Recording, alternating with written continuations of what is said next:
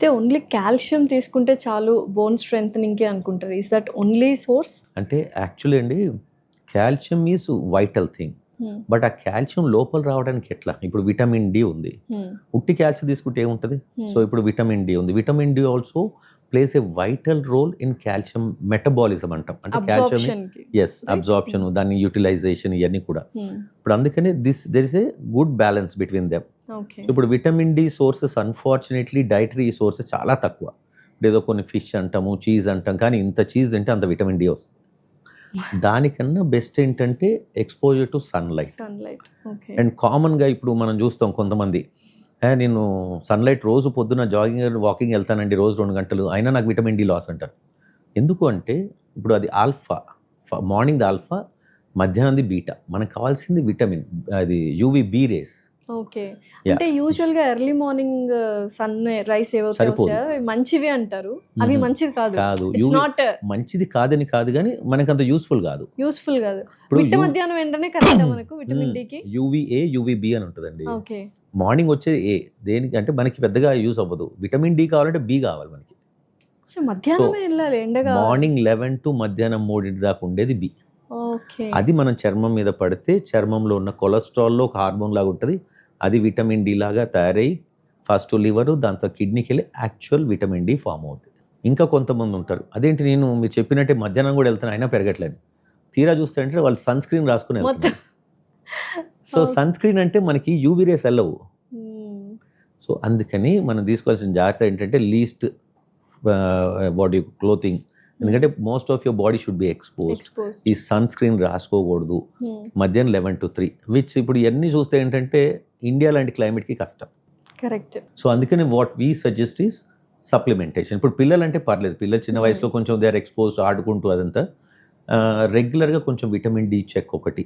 ఇప్పుడు ఇది కూడా చూస్తాం మనం కొన్ని చోట్ల, no this is just commercialization, అంత ముందు లేదు అసలు విటమిన్ డి, ఇప్పుడు ఎట్లా వస్తుంది అంత మార్కెట్. ప్రతి ఒక్కరికి విటమిన్ డి సప్లిమెంట్ అనేది రాస్తున్నారు prescription. Is it okay? Absolutely అండి. ఇప్పుడు ఏంటంటే ఇప్పుడు అంతకు ముందు ఎందుకంటే ఇఫ్ యు సీ మన పూర్వీకులంతా ఎక్కువ విలేజర్స్, అండ్ అప్పట్లో ఇండియాలో మెయిన్ ఏంటి మనకి అగ్రికల్చర్. అంటే everybody majority are in the field. ఆ మధ్యాహ్నం నేను చెప్పిన టైంలో, సో దే ఆర్ ఎక్స్పోజ్డ్. అప్పుడు విటమిన్ డి డెఫిషియన్స్ లేవు. ఇప్పుడు villages are moving to cities and we are getting urbanized. So దీంతో వీఆర్ నాట్ ఎక్స్పోజ్. ఇప్పుడు నేను నిజంగా చెప్పాలంటే మార్నింగ్ 8 హాస్పిటల్ వస్తే రాత్రి 10 ఇంటికి వెళ్తాను. సో నాకు ఎక్కడ సన్ ఎక్స్పోజర్. సో ఇట్లాంటి మనం ఏంటంటే ఇప్పుడు అలాగా ఎంతోమంది ఇప్పుడు ఐటీ వాళ్ళు పనిచేస్తున్నారు. So we are not exposed as much except on Sundays. So ఇప్పటిదాకా రాంగ్ నోషన్లో ఉన్నాము. Morning early morning sunrise are good, మధ్యాహ్నం మంచిది కాదు, UV rays it will go and it will affect the skin అని చెప్పారు. But it is not.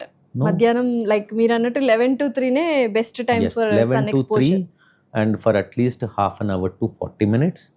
ఇంకా నల్లగా ఉంటే ఇంకొక 20 నిమిషాలు ఎక్కువ ఉండొచ్చు. డార్క్ గా ఉండాలి. డార్క్ స్కిన్ ఉంటే ఇంకెక్కువసేపు ఉండాలి, ఎందుకంటే ఆ పిగ్మెంట్ అలౌ చేయదు. సో ఇది మనం తీసుకోవాల్సిన జాగ్రత్త. ఇది మీరు నమ్మరు, నేను చాలా మంది డాక్టర్లు చెప్పాను, let alone normal people. Doctors కూడా చాలా మందికి తెలియదు ఈ విషయం. ఐ వాజ్ వెరీ సర్ప్రైజ్డ్ యాక్చువల్గా మధ్యాహ్నం రేస్ ఆర్ గుడ్ అంటే. ఇంకొకటి సన్ స్క్రీన్స్ గురించి మాట్లాడారు కదా, ఇప్పుడు ప్రతి ఒక్కళ్ళు సన్ స్క్రీన్ వాడుతున్నారు and it is very good for your skin అని ఇన్ఫ్లుయెన్సర్స్ దగ్గర నుంచి, సెలబ్రిటీస్ దగ్గర నుంచి, డాక్టర్స్ దగ్గర నుంచి ప్రతి ఒక్కళ్ళు చెప్తున్నారు. Sunscreen is good or bad? అంటే ఫ్రాంక్లీ స్పీకింగ్ అండి, that's not my purview. I'm an orthopedic surgeon. But sunscreen is good one way when we expose the children to undue UV race.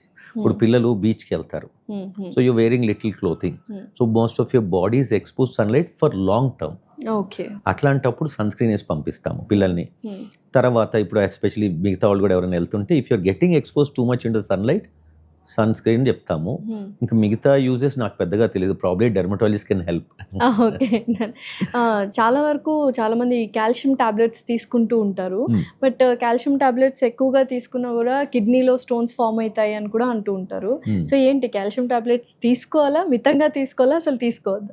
First and foremost there is something called dietary requirement, daily dietary requirement of calcium. ఇప్పుడు ఒక అడల్ట్కి on an average గుర్తుపెట్టుకుంటే ఒక 1 gram కావాలి మనకి. Okay.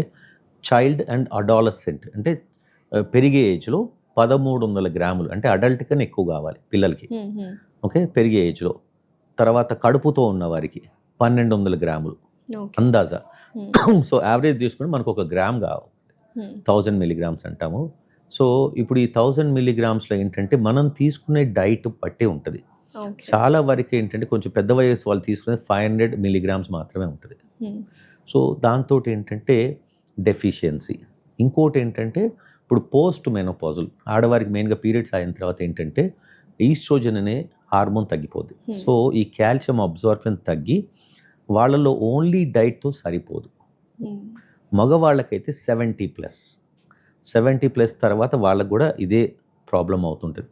So అందుకే నా suggestion majority ఆడవారికి above 50, males above 70, you should think of taking tablet, calcium tablet number 1 majority.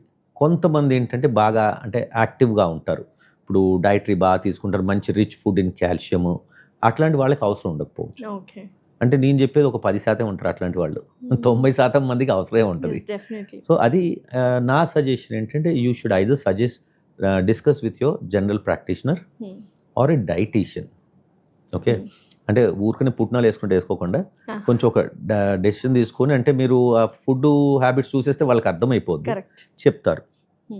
ఇంకోటి కామన్ మిత్ మీరు అడగలే ఇంకా నన్ను, రెగ్యులర్గా కాల్షియం మింగితే కిడ్నీ స్టోన్లు వస్తాయట కదా.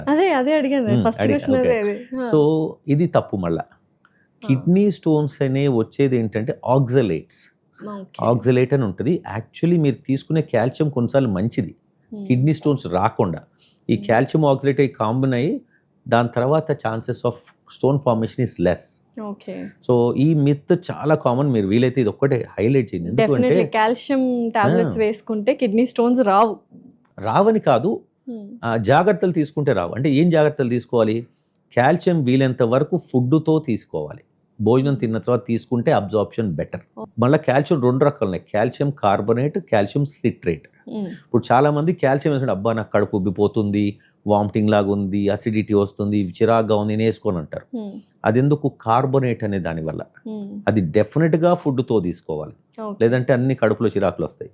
వేరే సిట్రేట్ అని ఉంటుంది, కాల్షియం సిట్రేట్, అది అబ్జార్ప్షన్ బెటర్, కాకపోతే అవైలబిలిటీ తక్కువ. అంటే ఇప్పుడు ఏంటంటే అంటారు, ఇప్పుడు మీరు ఒక ట్యాబ్లెట్ తీసుకుని అనుకోండి, కార్బోనేట్ అయితే ఎక్కువ కాల్షియం ఉంటుంది దాంట్లో, సిట్రేట్ తక్కువ ఉంటుంది, బట్ విచ్ ఈస్ బెటర్. అంటే అసలు ఏది తీసుకోకుండా ఇది బెటర్ కదా. సో సిట్రేట్ అనే దానికి సైడ్ ఎఫెక్ట్స్ కొంచెం పేషెంట్ ఉబ్బరం లాగా అది ఫీలింగ్ తక్కువ ఉంటుంది.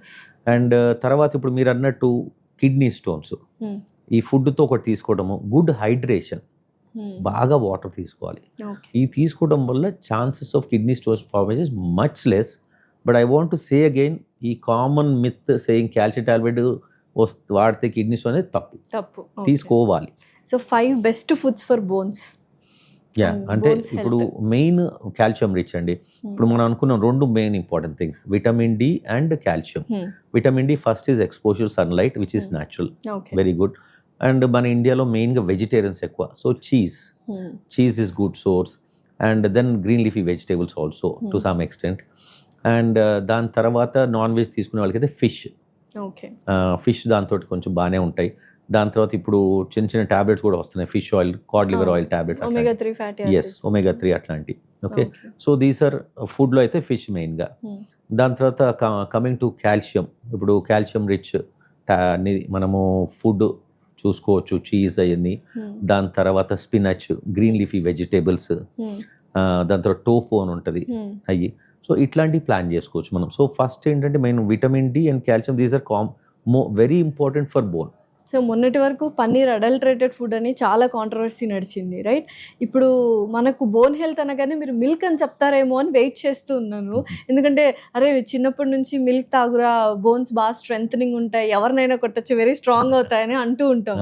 So milk is not a good source. No, milk is also good source. నేనేమనుకున్నా అంటే దట్ ఈస్ అండర్స్టూడ్. ఇప్పుడు మనం ఏంటంటే చిన్నప్పటి నుంచి మనకు తెలిసింది ఏంటంటే milk is rich in calcium. అంటే మీ డైటరీ ఫుడ్స్ అంటే నేను I was thinking of food products. Milk అంటే మనం వి డోంట్ కన్సిడర్ ఫుడ్ కదా. Milk is definitely very important. Again మళ్ళా ఇది ఇంపార్టెంట్ ఇండియాలో ఏంటంటే అడల్ట్రేషన్. మీరు ఇందాక ఐ ఫెల్ రియలీ బ్యాడ్. ఇప్పుడు న్యూస్ పేపర్స్ చదివినప్పుడు నిజంగా చెప్పాలంటే అండి, they are like terrorist really. అంటే ఇప్పుడు మన మధ్యలో ఉంటూ మన పిల్లలకి అన్యాయం చేస్తున్నారు.